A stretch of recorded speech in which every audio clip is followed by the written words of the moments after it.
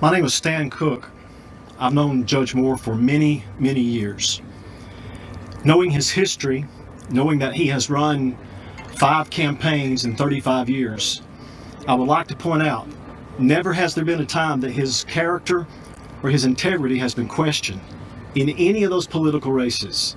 And with all of this vetting, why now? 4 weeks before the election. And why has he been attacked so ruthlessly, especially by the media,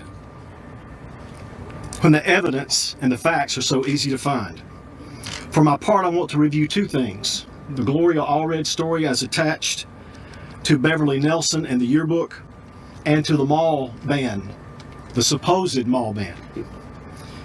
First, Judge Moore adamantly and without any hesitation rebuked Gloria Allred and Beverly Nelson for the false allegations concerning the yearbook. On Wednesday, one of our attorneys pointed out the message in the yearbook had been altered, faked, to look like Moore's signature. And the Moore campaign has called on Nelson's attorney, Gloria Allred, to release this yearbook for further analysis. She has refused. Allred has refused, and she said on MSNBC that even if the yearbook entry was altered, it would not affect the integrity of the allegation. Allegations are words, they are not facts. Allegations are words, they are not indictments, and they are not charges. It would not affect the integrity of their allegation. That's ridiculous. The yearbook was her star witness, and the witness has failed. Nelson's stepson took it upon himself to even post a video saying that he believed his stepmother was lying, being deceptive, and she did that for financial gain. In additional news reports, Nelson's former boyfriend at the time alleged that when this incident took place, that the Nelson story was false, and her former boyfriend believes Judge Moore and not Beverly Nelson. In addition, the Moore campaign has unveiled statements from key witnesses that completely counter all details of Beverly Nelson's story, and we can provide those to you. They are from past news releases that news media outlets have refused to print. Now on to the restaurant itself.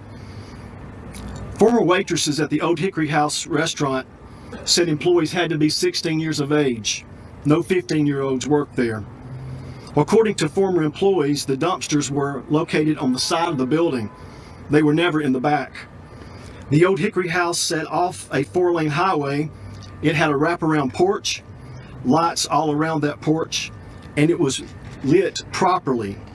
Nelson claimed the surroundings were dark and isolated. Again, a major contradiction. Rhonda Ledbetter, who worked at the Old Hickory House for almost 3 years, states that the earliest that the restaurant closed was at 11 a.m., but almost midnight. The reason why the restaurant never closed at 10 a.m. was that the Goodyear plant workers would come over and have their meal after their shift ended at 10 p.m. The restaurant never closed at 10 p.m., and this also contradicts Nelson's claim.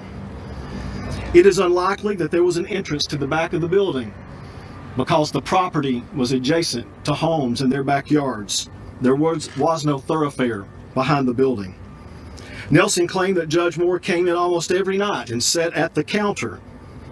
But former employees tell us that customers that sat at the counter were served by the short order cook, and they never interacted with the wait staff.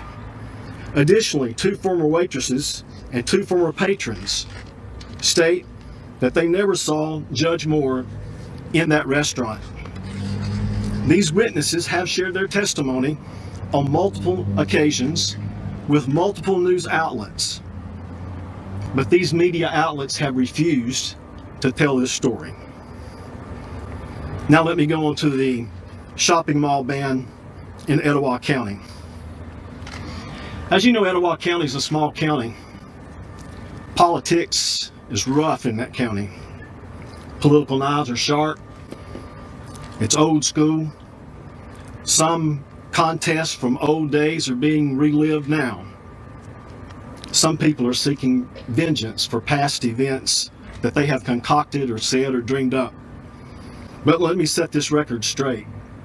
Roy Moore's character has been spoken of and spoken for 40 plus years of public service.